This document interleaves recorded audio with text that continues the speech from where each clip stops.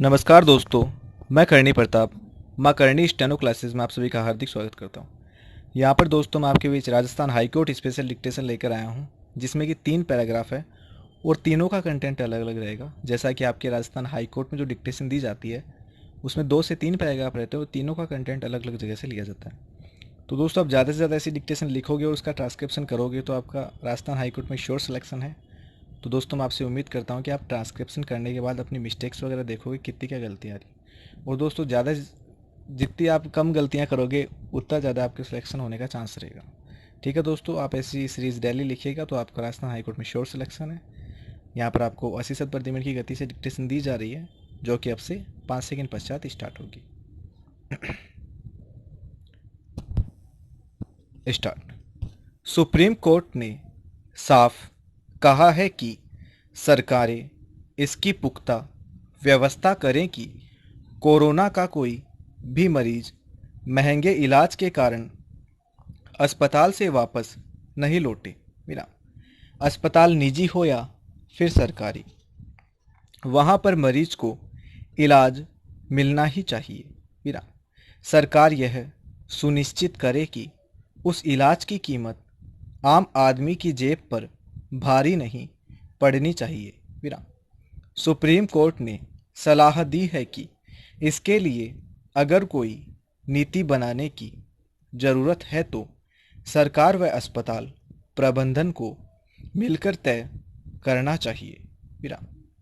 इतना ही नहीं, supreme court ने कहा है कि मूल उद्देश्य यही है कि अस्पताल मुफ्त में इलाज भले ही न करें, लेकिन सभी को इलाज वाजिब दामों पर उपलब्ध हो, यह उनकी जिम्मेदारी होनी चाहिए। दरअसल सुप्रीम कोर्ट की यह टिप्पणी उस दौर में महत्वपूर्ण है जब देश कोविड महामारी को झेल रहा है। इस समय 9 लाख से ज़्यादा मरीज हो गए हैं। जिस तेज़ी के साथ मरीजों की संख्या बढ़ रही है, कहा नहीं जा सकता है कि यह आंकड़ा कहाँ जाकर रुकेगा। महामारी के इस दौर में निजी अस्पतालों द्वारा मनमाने बिल वसूलने की शिकायतें आ रही हैं। सरकारी अस्पतालों में इलाज के नाम पर बदइंतजामी देखने को मिल रही है। ऐसे में आम मरीज जाए भी तो कहाँ और किसके भरोसे। प्रश्नवाचक पैरा। मीरा की कृष्ण भक्ति में अटूट आस्था थी। उसकी कृष्ण भक्ति 3 सोपानों से होकर गुजरती है। पहला सोपान प्रारंभ में उसका कृष्ण के लिए लालायित रहने का है।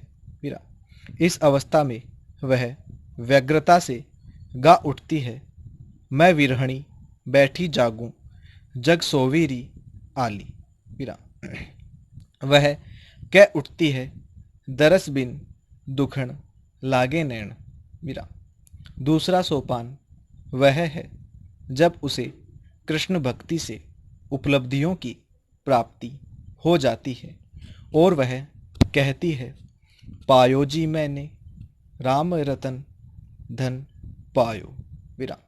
तीसरा सोपान वह है जब उसे आत्मबोध हो जाता है, जो सायुज्य भक्ति की चरम सीढ़ी है। वह अपनी भक्ति में सरल भाव से ओतप्रोत होकर कहती है, महारे तो गिरधर गोपाल, दूसरों ने कोई। मीरा अपने प्रियतम कृष्ण से मिलकर उनके साथ एकाकार हो जाती है।